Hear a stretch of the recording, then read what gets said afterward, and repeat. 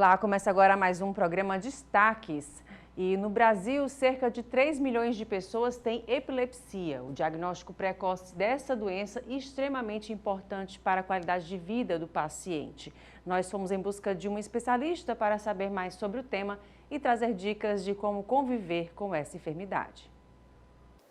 Ela não tem cura e é rodeada de muito tabu. Os pacientes sofrem muito preconceito. Para falar sobre a epilepsia, nós viemos a este consultório conversar com a doutora Paula Monteiro, neuropediatra, que pode nos explicar inicialmente o que é a epilepsia, doutora. Bom, a epilepsia ela é uma doença crônica do cunho da neurologia, onde o paciente ele tem, por algum motivo, alguma disfunção do sistema nervoso central, onde a gente vai ver manifestações como as crises epilépticas, tá? Crises epilépticas, elas podem se manifestar de diversas formas, mas a mais conhecida pela população é a convulsão, onde o paciente se debate, cai ao chão, pode salivar, que é a que mais assusta, né? Mas as crises epilépticas não necessariamente estão enquadradas na epilepsia, mas a maioria das vezes sim. Doutora, os pacientes, adultos, crianças, ainda sofrem muito com o preconceito das pessoas pela falta de informação sobre a doença.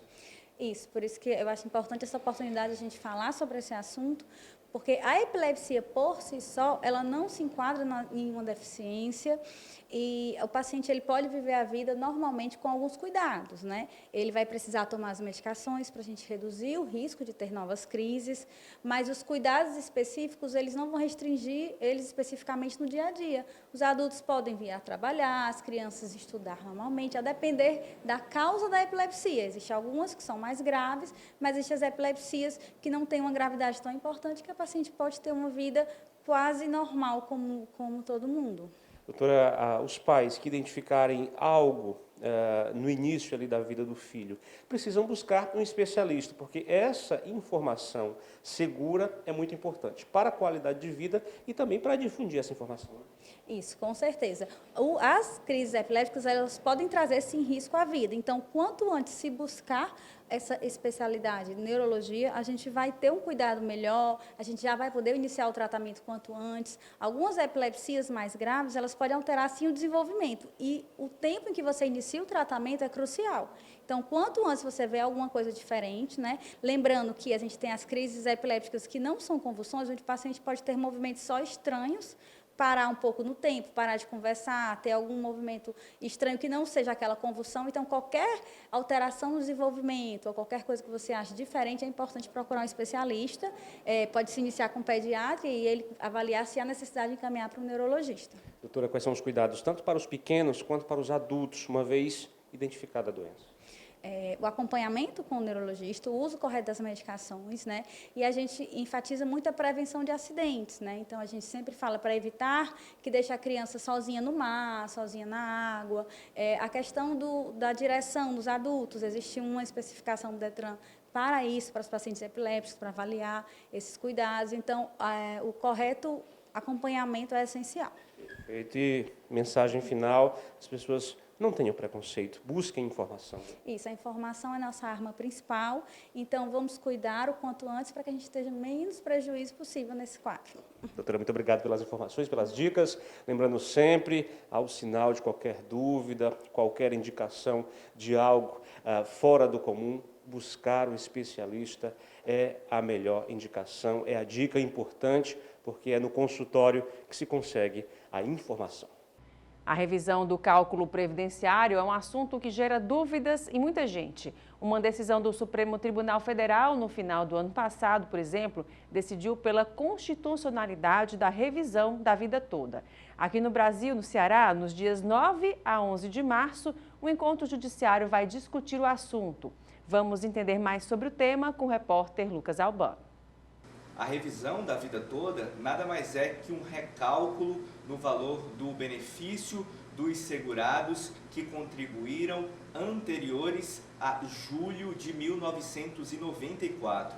E existe uma diferença entre a revisão da vida toda e a legislação atual. A gente então veio conversar com a doutora Regina Jansen, que é advogada previdenciarista e presidente do IJAN, o Instituto Jurídico da Advocacia Nacional. Presidente, explica para a gente, por gentileza, qual que é essa diferença. Bom dia. Bom, os aposentados têm a possibilidade de rever a sua aposentadoria, calculando os salários de contribuição, incluindo no cálculo da sua aposentadoria os salários de contribuição anteriores a julho de 94. Muitos se aposentaram a partir de 99, mas o INSS não fez esse cálculo na aposentadoria. Porém, nem todo mundo tem direito a essa revisão. Ou seja, precisa que ele esteja com a concessão desse benefício dentro do prazo de 10 anos, um prazo decadencial. Somente os aposentados que se aposentaram dentro de um lapso temporal de 10 anos poderão requerer a revisão do benefício. Mas precisa de um segundo requisito. Precisa possuir contribuições previdenciárias, ou seja, terem trabalhado anteriores a julho de 94. E que esses salários de contribuição sejam salários bons, maiores, porque eles não entraram no cálculo da aposentadoria. Então, nem todo mundo tem direito a essa revisão. É necessário procurar um especialista para que realize um cálculo. As informações que o INSS possui no extrato do CNIS devem ser confirmadas com as anotações da carteira daquele trabalhador. Tem que se analisar a cópia do processo administrativo. Então, tem várias situações para que seja analisado esse cálculo, para saber se é positivo ou não a revisão. Doutora, recentemente saiu uma decisão sobre esse assunto. Eu queria que a senhora comentasse o que é que isso impacta em relação a quem é segurado. A decisão que foi proferida foi pelo Supremo. O Supremo, o STF, ele reconheceu esse direito que está posto na legislação. Existe no nosso ordenamento jurídico a regra, dentro da Lei 8.213 de 91, que estabelece o cálculo contabilizando todos os salários de contribuição. E existe a Lei 9873 de 99, que ela vai dizer a regra de exceção, que vai determinar que somente os salários de contribuição a partir de julho de 94 até o dia que a pessoa requereu a aposentadoria, que devem ser contabilizados. E essa era a questão que foi levada para o Supremo decidir. Por quê? Porque no ordenamento jurídico a regra geral é para todos. Então, se a regra geral, ela estabelece que eu tenho direito a contabilizar todo o meu período contributivo, então o INSS deveria ter feito o cálculo da aposentadoria, apresentando essas duas contas. Olha, a sua aposentadoria contabilizando os salários de contribuição anteriores a julho de 94 é X. Agora, o segundo cálculo, somente de julho de 94 até o dia de hoje. E ali ele vai ver qual é o melhor benefício. Qual desses dois cálculos? Nem todo mundo tem direito. Se você tem uma média de salário de contribuição da vida inteira baixa, então não tem alteração. Mas você que trabalhou em empresas, que trabalhou em bancos, né, que tinham salários bons antes de julho de 94 e que se aposentou nos últimos 10 anos. Então, vale a pena sim realizar esse cálculo. Doutora, para finalizar, Fortaleza vai receber um encontro logo sobre esse assunto. Queria que a senhora comentasse.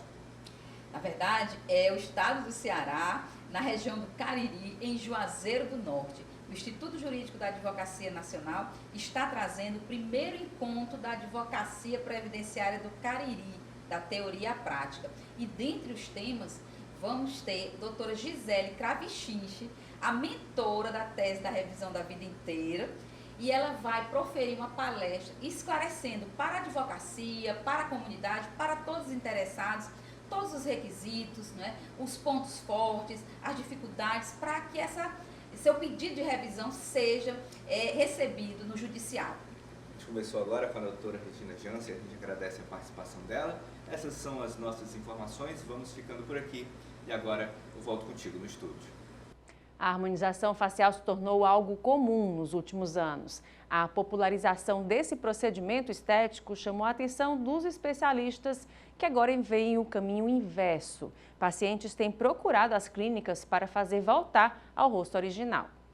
A procura tem sido grande e muita gente ainda não compreende o porquê que as pessoas estão nesse caminho inverso desfazendo um procedimento que é tão buscado, tão procurado. Nós estamos com a doutora Kaline Ferraz, especialista em estética avançada, dermatologista, e pode nos explicar por que as pessoas estão buscando novamente os consultórios para desfazer o que fizeram.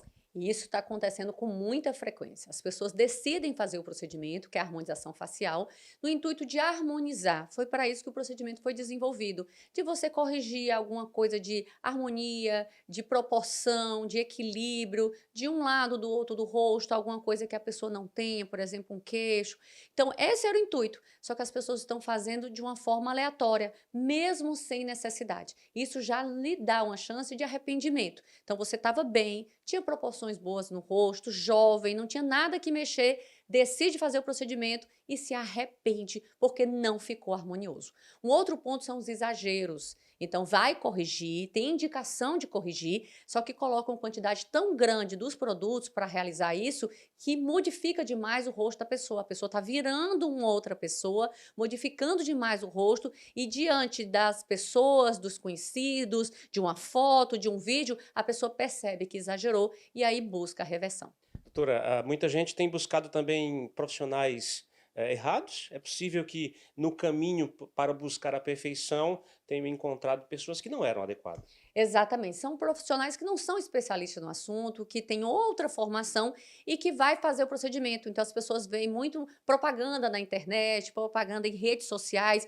ficam empolgados com isso, fotos de antes e depois que não condiz com a realidade, mas o paciente ele não sabe, ele vai ali um pouquinho porque a amiga foi, porque viu na internet, porque achou que ia ficar bacana, às vezes com preços mais convidativos também, e acaba caindo nessa pegadinha de fazer um investimento, fazer uma alteração no rosto e depois ter que buscar profissionais, fazer um novo investimento para reverter e corrigir o que foi feito. Então não é para levar isso assim na brincadeira ou levar numa coisa mais leve, é um procedimento que você realiza no rosto, você vai injetar substância no seu rosto, não dá para ficar tirando, colocando, indo para um lugar, indo para o outro, procurar um profissional adequado, especialista, que tenha formação, que vai saber, inclusive, parar os seus desejos. Na hora que eu quero fazer tal coisa, o profissional falar, não, aqui não é legal a gente fazer. E quais são os riscos de alguém fazer sem necessidade? É claro que a gente não sabe, cada organismo, cada pessoa pode ter um efeito, mas quais são os riscos? Todo procedimento tem risco, procedimentos injetáveis tem mais risco ainda, né? Você está colocando uma substância dentro do organismo. Tudo bem que a substância usada para a harmonização facial é o ácido hialurônico, deveria ser o ácido hialurônico, às vezes não é, mas deve ser o ácido hialurônico, que é uma substância biocompatível, então o nosso organismo não estranha a presença dele. Mas tem os riscos da injeção. Então, se você fizer com um profissional que não é habilitado, você está injetando a substância e pode injetar em locais errados, dentro de vaso, provocando oclusão vascular, finalizando em necrose do rosto, perda de parte do nariz, até cegueira irreversível pode causar. Então, escolher o profissional que não é adequado já tem esse risco. Então, você reverter e depois fazer novamente. Então, procedimentos que são sérios, que devem ser feitos com muita cautela, quantidade, decisão de qual procedimento fazer, substância que deve ser injetada, tudo isso tem que ser bem pensado. O profissional tem que ter habilidade e segurança para realizar isso. É de muito risco de você ficar fazendo de uma forma aleatória, de uma forma sem muito controle. Muito obrigado, doutora, pelas informações. Boas dicas para você que tem talvez pressa, tem talvez vontade. É o ideal buscar um especialista que vai lhe aconselhar, quem sabe até barrar você de fazer um procedimento. Sempre um especialista, essa é sempre a melhor dica. Agora a gente vai para o intervalo e volta em instantes com mais destaques.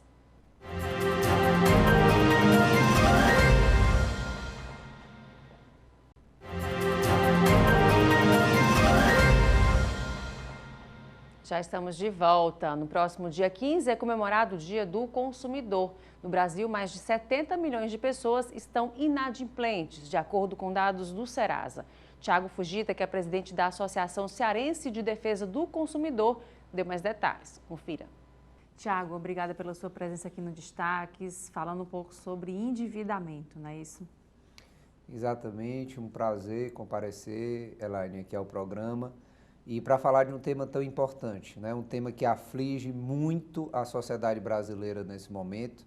Na verdade, no direito consumidor, nós temos um termo que se chama superendividamento. Tá?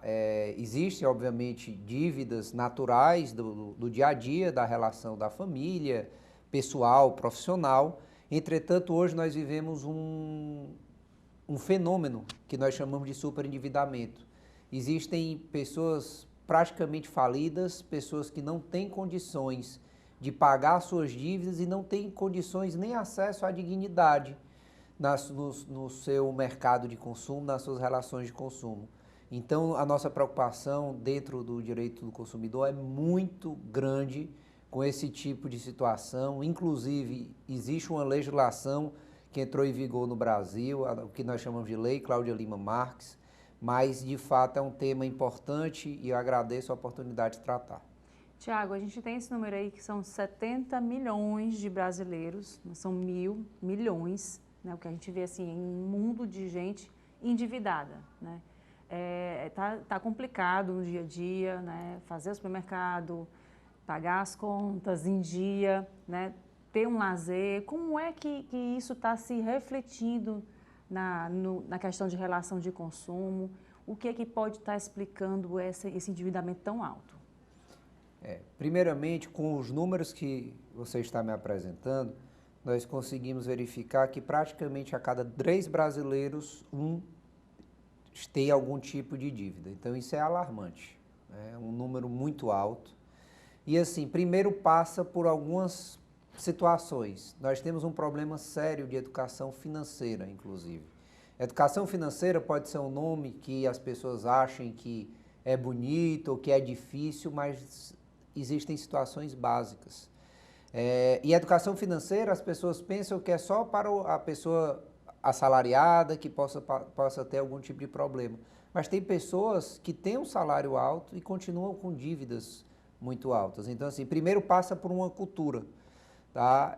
Hoje em dia nós somos bombardeados, né? Celulares, televisão, o tempo todo, muitas vezes, chamando a atenção para consumos, né? Chegando spams, e-mails, mensagens, WhatsApps. Então, assim, hoje nós estamos imersos numa sociedade de consumo.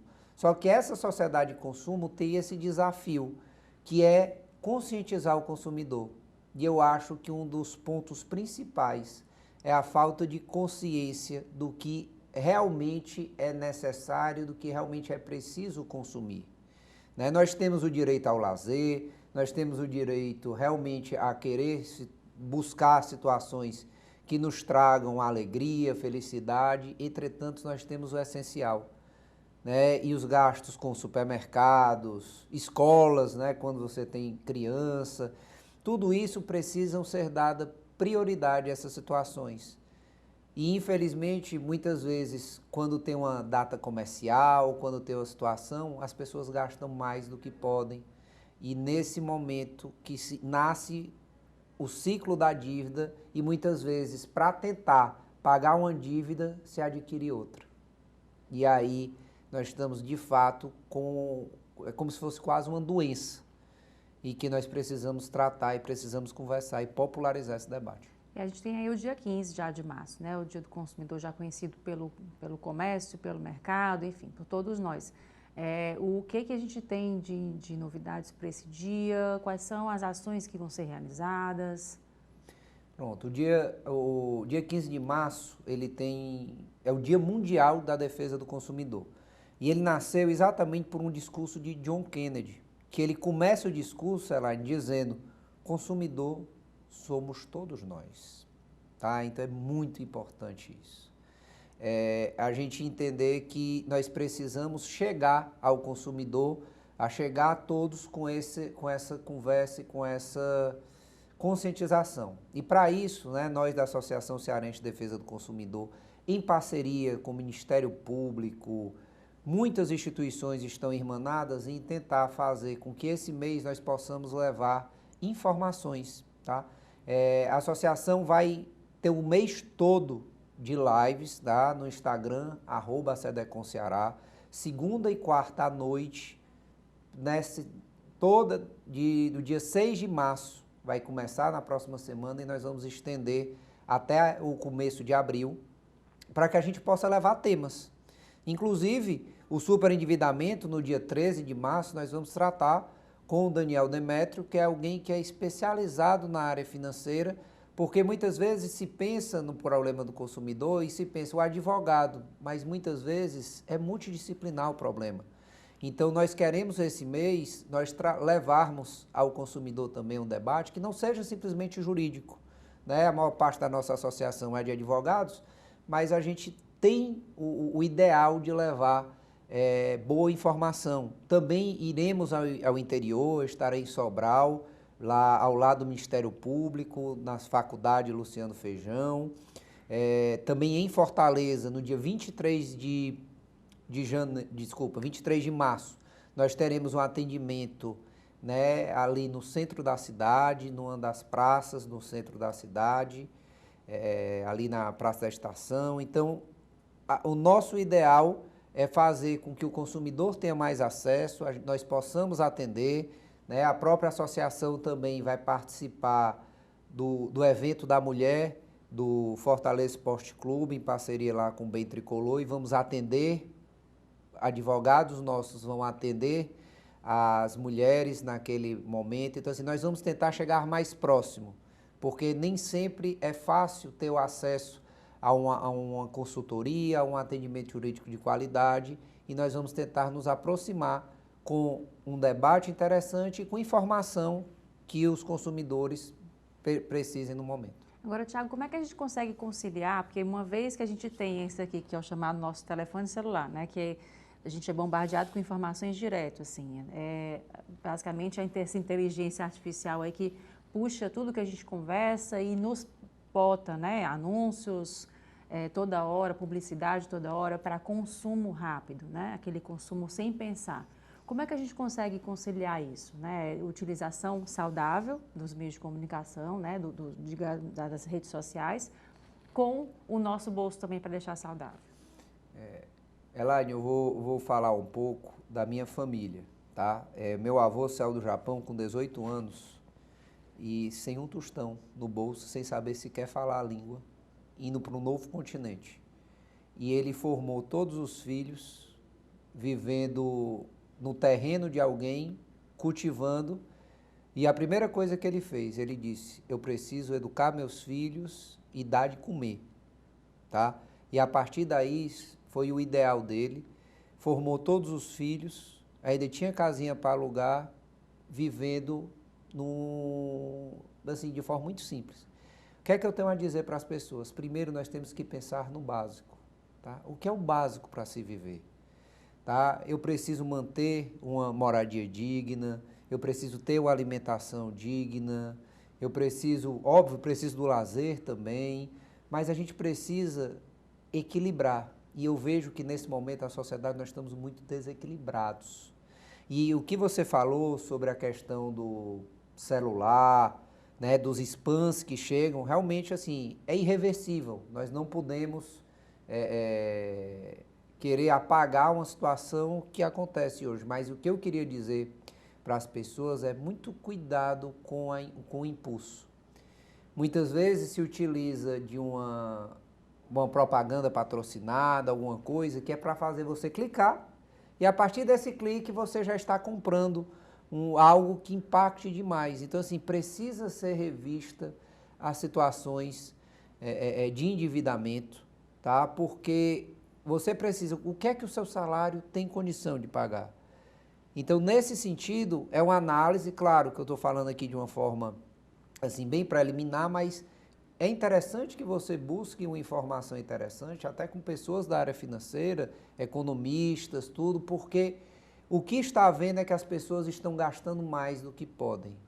E chega numa situação que fica insustentável, tá? E o Brasil hoje, como você colocou no início da conversa, passa por um momento muito sério. A pandemia agravou muito, até porque um dos grandes problemas que tem hoje é a própria ansiedade epidêmica, né, com questões de crise de ansiedade, depressão. Então, tudo isso também atrapalha, mas eu diria aqui para o telespectador muito cuidado com os impulsos, tá? Muito cuidado. Pense sempre, eu pediria, pense 2 vezes antes de você comprar algo. Uma roupa, um celular, tudo bem que isso é necessário, mas será mesmo que você tem condição de pagar? Então, alguns pensamentos. Hoje nós somos feitos de uma sociedade de consumo impulsivo, uma sociedade de consumo excessivo. Isso só vai se atenuar a situação que nós estamos passando se houver realmente todos nós nos dermos as mãos, porque afinal todos nós somos consumidores. Tiago, e nessa questão da sua análise, com relação à questão do consumo também, a gente vê muito isso, né, do dinheiro fácil também, né? A gente vê, hoje temos os cartões, né, virtuais, os bancos virtuais oferecendo aquele crédito, a gente tem influenciadores também fazendo essa divulgação em massa, né, para milhões de seguidores, de você ter crédito fácil, que a gente sabe que não é tão fácil assim logo em seguida, né? Tipo, abrir um cartão, você clica aqui, você já tem um cartão que tem um crédito aprovado para você. Então, assim, a pessoa nessa necessidade, né, quando ela vê aquele crédito, aquele valor disponível para ela, né, qual é o perigo que se dá nisso? Principalmente para quem está assistindo também, que tem filhos, adolescentes, né? Ou que já recebeu uma mensagem como essa, ou segue pessoas nesse sentido. Quais são esses cuidados que essa pessoa deve ter, uma vez que a gente tem também a demanda reprimida aí, né, de consumo da pandemia? Eu sugeriria, Elaine, que a pessoa, vamos dizer que ela precise de 20 mil reais, né? Aqui vamos pensar juntos. A pessoa precisa de 20 mil reais. Aí ela olha, a parcela para o pagamento do empréstimo vai ser 800 reais, vamos dizer. Vai ser 500 reais. E ela só paralisa na parcela.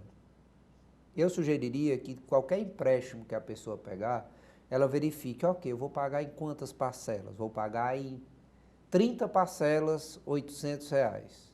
Aí você verifica qual é o impacto que aquele seu empréstimo vai gerar. Você não vai pagar só os 20, você vai pagar algo a mais, porque ninguém vai lhe emprestar o dinheiro sem receber. Né? Um jargão muito conhecido que não existe almoço grátis. Então, nesse sentido, é importante que as pessoas não achem que o fato de pagar parcelado, ou o fato de pegar empréstimo e pagar em longos anos, quanto mais anos incidir juros, maior vai ser maior vai ser a quantia que você vai pagar ao banco ou quem quer que seja. Tá? Então, muito cuidado com isso. E tem que verificar também outra situação, né? Se você consegue adequar isso ao seu orçamento. Porque na hora que você ganha, vamos dizer, você ganha 2 salários, né? R$ 2.600 mais ou menos. Na hora que você tem uma parcela de 800, se você cria uma outra parcela, muito provavelmente vai impactar na sua alimentação, no seu lazer. E aí, o que não se pode é ficar acumulando empréstimos, infelizmente, num país onde a taxa de juros é altíssima e que muitas vezes, quando se pega R$ 1 emprestado, você paga 2 ou paga 2,5. Então, a população tem que ficar muito atenta a todo esse tipo de situação, porque, de fato, isso são geradores de problemas que, no final das contas, uma hora a conta chega. Ok, Tiago, obrigada pela conversa, sempre esclarecedora aí, né? Já lembrando para o próximo dia 15 aí, Dia do Consumidor, que a gente tenha mais consciência, né? Educação financeira, né? Muito obrigado, Elaine, pelo convite. Me deixo aqui à disposição da TV Otimista, sempre um prazer estar aqui com vocês. E, de fato, pautas importantes que necessitam a reflexão das pessoas e, mais do que nunca, isso é um dever de cidadão que nós temos, né, com o nosso país. Porque, de fato, o superendividamento, para fechar, ele é uma situação que tira a dignidade da pessoa. A pessoa não receber mais, muitas vezes, a aposentadoria toda comprometida, pessoas idosas com uma dificuldade muito grande. Então, eu queria dizer a vocês que a gente precisa de um compromisso diante dessa situação tão grave que estamos passando, mas que eu tenho esperança, sim, que a gente possa, com boa informação, com conhecimento e com um espaço como esse, da TV Otimista nós possamos tratar de forma responsável. A tradicional festa do São João do município de Maracanaú, na região metropolitana de Fortaleza, vai ter novo local este ano. Foi o que anunciou a Prefeitura na assinatura da ordem de serviço para as obras. O primeiro passo foi dado. A assinatura da ordem de serviço do bolsão de estacionamento tem como finalidade melhorar o trânsito da região mais industrial da cidade e proporcionar um espaço próprio da Prefeitura para a população. A assinatura juntou as principais autoridades públicas do município de Maracanaú, incluindo o prefeito da cidade, Roberto Pessoa. Estou muito honrado de ser prefeito nesse momento histórico.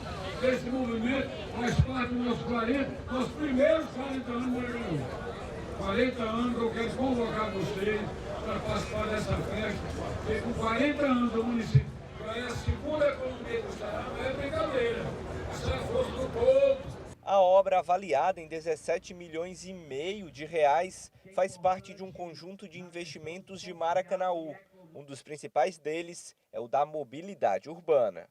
E esse bolsão, com mais de 80 mil metros quadrados, ele vai possibilitar para quem conhece a realidade do distrito industrial, verificar a quantidade de caminhões que ficam parados nas proximidades das vias, trazendo aí transtornos aí para a mobilidade. E esse bolsão ele vai receber, dando com mais dignidade esses caminhões, esses caminhoneiros. Essa é a realidade que nós vamos trazer. Deste ponto em diante, nos próximos meses, serão feitos serviços de drenagem, terraplanagem e também de pavimentação. O uso do espaço vai além do São João de Maracanaú. Ele será multiuso, congregando, por exemplo, eventos e feiras agropecuárias. A meta do governo municipal é terminar a obra até o final do primeiro semestre, que é quando acontece o São João de Maracanaú, a festa junina mais popular do Ceará.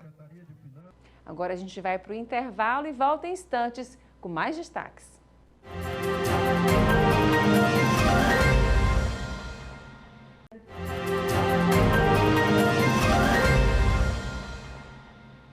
Estamos de volta. A construtora Manhattan comemorou 20 anos agora em janeiro, com foco na inovação dos empreendimentos e imóveis de segunda moradia. O diretor comercial e de marketing da construtora, Luiz Bartonelli, esteve aqui na TV Otimista e deu mais detalhes. Acompanhe.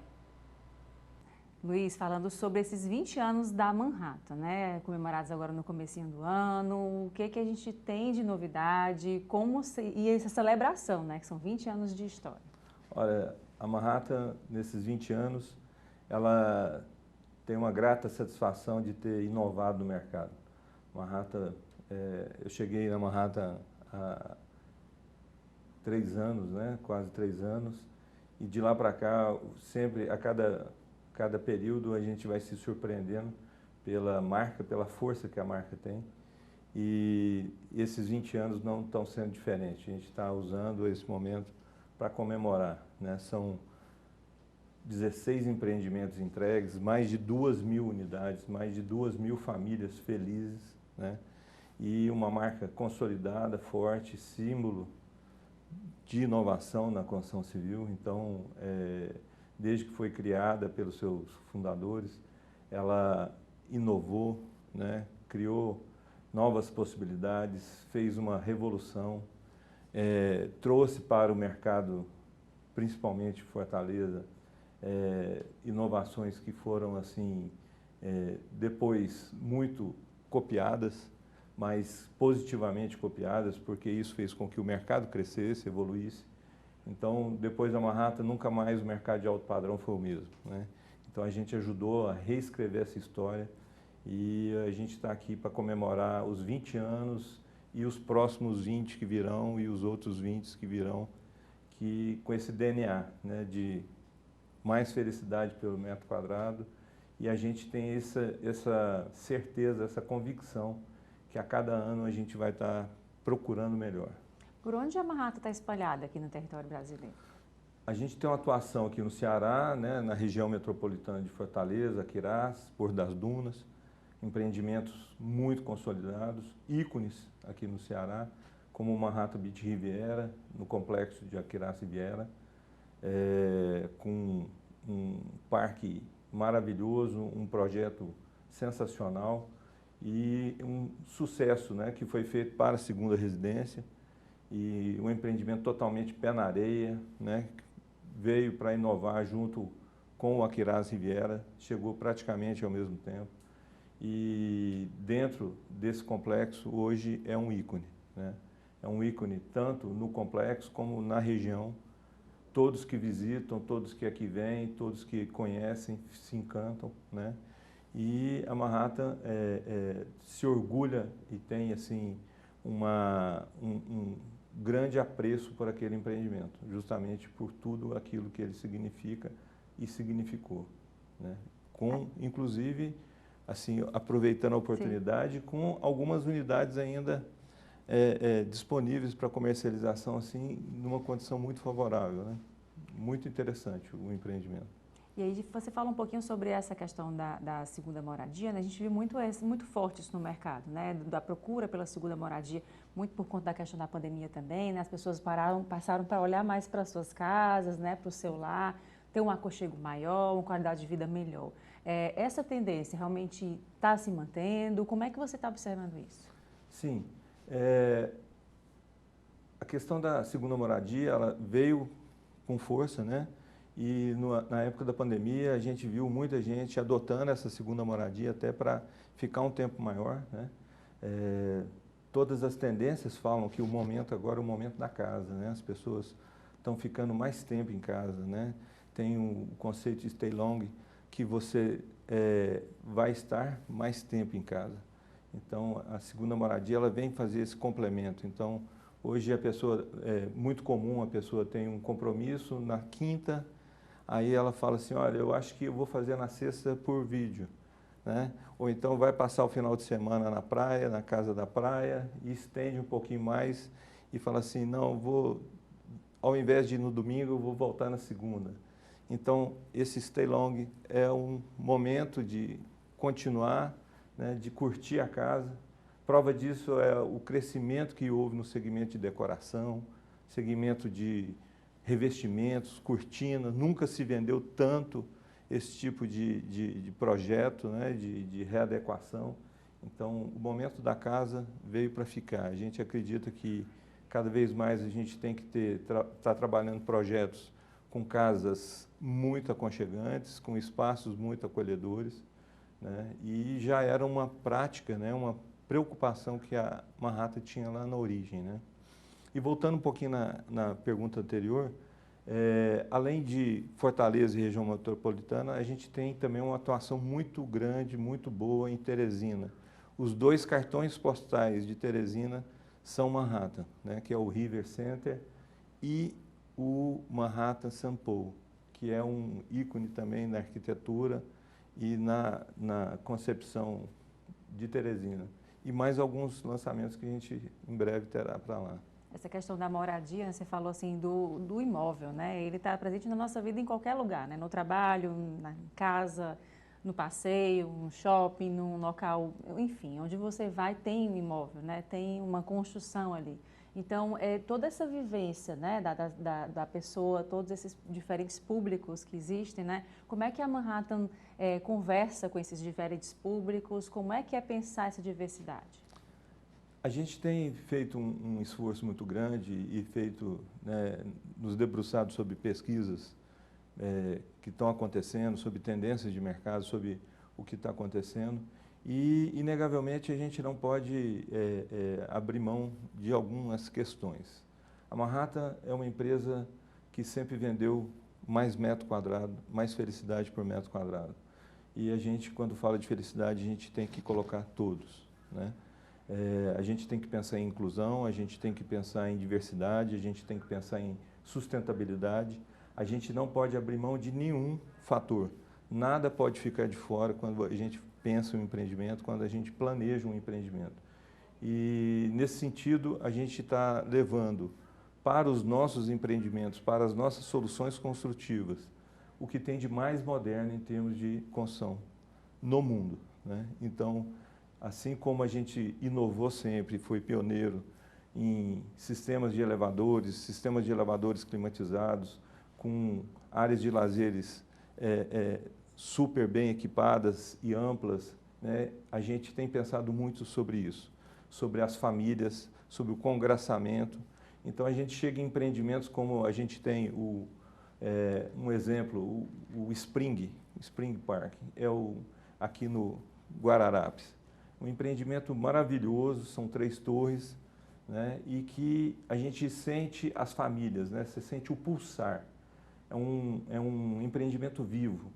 Então, quando a gente leva os nossos clientes para visitar ali aquele empreendimento e ele começa a perceber os espelhos d'água, o planejamento, né, a circulação de ar, como as áreas se comportam, a riqueza de detalhes nos acabamentos, é tudo isso pensado nesse sentido, sabe, Elaine? E agora, como eu falei do New York, o New York está sendo concebido muito dentro dessa linha, preocupado com o que tem de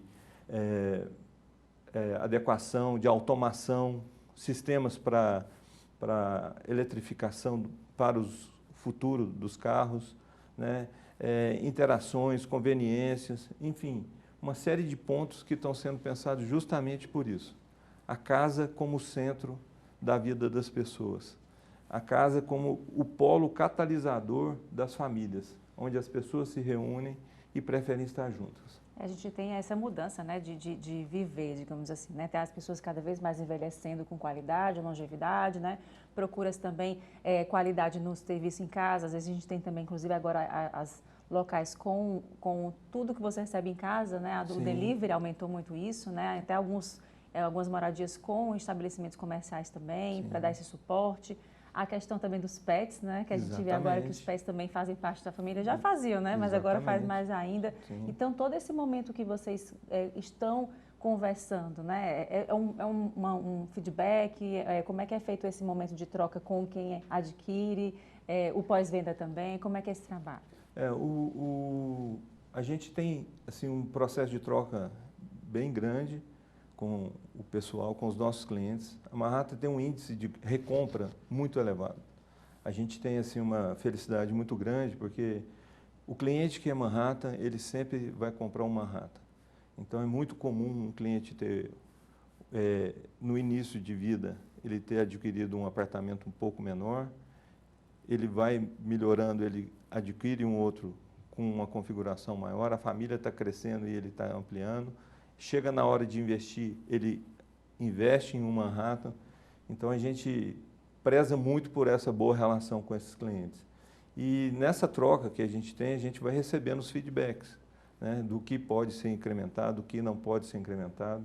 A gente tem, por exemplo, empreendimentos que foram entregues com uma determinada configuração de áreas de lazer e dentro dessa configuração que já era enorme, o condomínio ainda conseguiu multiplicar ainda mais.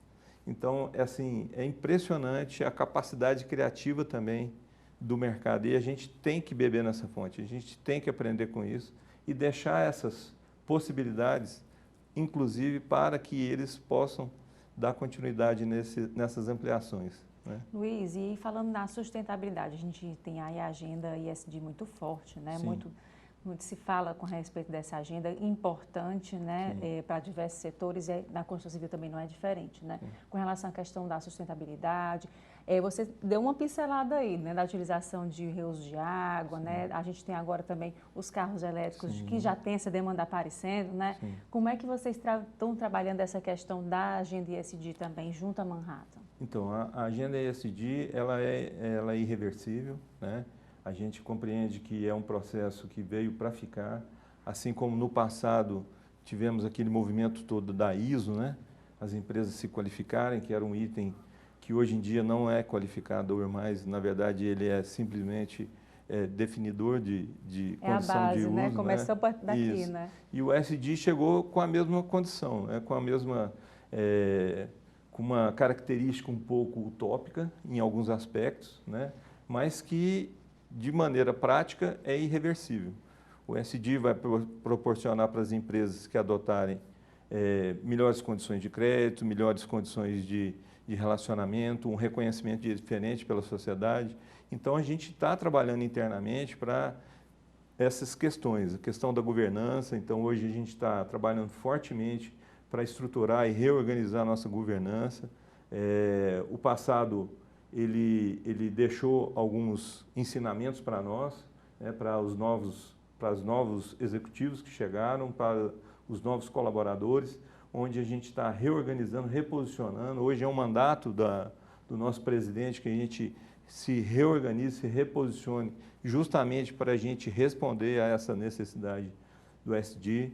Né? Em relação a questões sociais, a gente está muito envolvido, muito preocupado, fazendo um levantamento detalhado do entorno das nossas obras, do impacto que as nossas obras têm dentro da comunidade que a gente tem inserido.